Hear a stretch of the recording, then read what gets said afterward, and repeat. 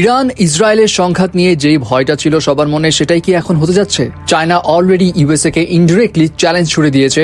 ইউএসএও তাদের যুদ্ধ জাহাজ মধ্যপ্রাচ্যের দিকে পাঠিয়ে দিয়েছে। চায়না তাদের বাসিন্দাদের আবার ইসরায়েল থেকে দ্রুত বের হয়ে যেতে বলছে। এই সব আসলে কিসের ইঙ্গিত দেয়? ফুল স্কেলের যুদ্ধ কি তাহলে এবার শুরু হবে? এবং তৃতীয় বিশ্বযুদ্ধের এটাই কি প্রাথমিক সাইন? চলুন বিষয়গুলো নিয়ে একটু ডিসকাস করি। একটা খবর রীতিমতো সবাইকে চমকিয়ে দেয়, সেটা হলো চীন ইরানের একটি কার্গো প্লেন পাঠিয়েছে। সারপ্রাইজিং বিষয় হচ্ছে সেই প্লেনের ট্রান্সপন্ডার, মানে যে যন্ত্রের মাধ্যমে বিমানের অবস্থান জানা যায় আর কি, সেটা ছিল বন্ধ। সো এরপর সবার মনে একটা স্পেকুলেশন বাসা বাঁধে যে ডেফিনেটলি এটা চায়নার গোপন কোনো অপারেশন হতে পারে।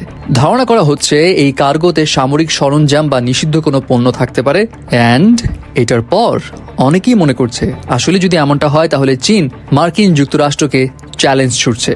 বিকজ চীন ভালো মতোই জানে যে মার্কিন যুক্তরাষ্ট্র ইরানের উপর কঠোর নিষেধাজ্ঞা দিয়েছে, যার কারণে ইরানের সঙ্গে বাইরের অনেক কান্ট্রিগুলোর এরকম আদান প্রদান একটু টাফ হয়ে যায়। সো গোপনে ইরানকে সাহায্য করে চীন ডেফিনেটলি মার্কিন যুক্তরাষ্ট্রকে পরোক্ষভাবে চ্যালেঞ্জ করছে, এমনটা ভাবাই স্বাভাবিক। এবং অনেকের ধারণা চীন মধ্যপ্রাচ্যে তার প্রভাব বাড়াতে চায় এবং এই কার্গোর মাধ্যমে সেই ইঙ্গিতই দেয় এবং ইসরায়েলের জন্য এটা একটা সতর্কবার্তা যে চীন ইরানের পাশে দাঁড়াতে প্রস্তুত।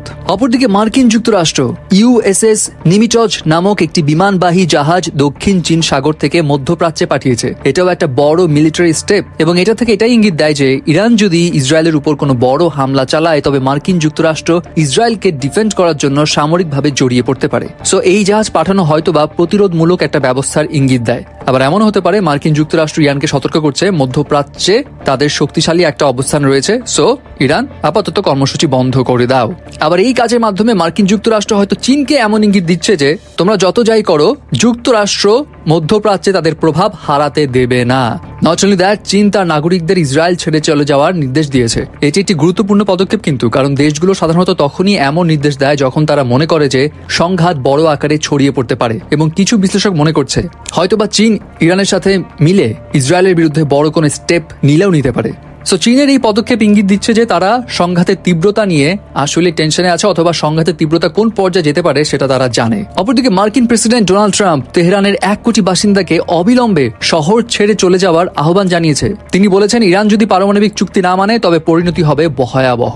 এখন ট্রাম্পের এই কথা আবার কিসের ইঙ্গিত দেয়? ট্রাম্পের এই কথা কিন্তু ইঙ্গিত দেয় ইরানের উপর চাপ সৃষ্টির, যে ইরান তোমাকে এখন থামতেই হবে। দ্যাট মিনস ইউএসএ ইরানকে চাপ দিচ্ছে, অপরদিকে চীন ইরানকে এখন হেল্প করছে। সো এই দুই দেশের ইনভলভমেন্টকে ঘিরে অনেকেই মনে করছে ফুল স্কেলে ওয়ার কি তাহলে এখন শুরু হবে। আবার অনেকে এমনটা মনে করছে তাহলে কি এখন তৃতীয় বিশ্বযুদ্ধ স্টার্ট হচ্ছে। যদিও তৃতীয় বিশ্বযুদ্ধের বিষয়টা এখনই বলা পসিবল না, বিকজ এই ঘটনাটা আঞ্চলিক সীমার মধ্যেই এখনো রয়েছে। বড় বড় শক্তিশালী দেশগুলো ডিরেক্টলি সামরিক কোনো যুদ্ধে জড়ায়নি। সো তৃতীয় বিশ্বযুদ্ধের ইঙ্গিত এখন না দিলেও তাদের এই সংঘাতের তীব্রতা অনেক বড় পর্যায়ে পৌঁছে যেতে পারে, যেটার গ্লোবালি ইম্প্যাক্ট হবে অনেক দুর্বিষহ।